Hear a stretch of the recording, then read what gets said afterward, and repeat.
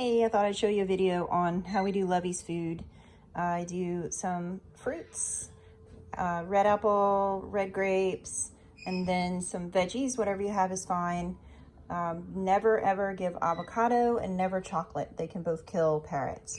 I get some nuts and chop them up. I have some raw almonds and some raw cashews are my parrot's favorites, and some raw pecans. And then we have these little balls. They're called Nutriberries. And then this seed is another one. It's a Vita Seed California blend, so it has a lot of like safflowers in it. Those white seeds are safflowers, and it's got some few things that are good, so I'll put some of that.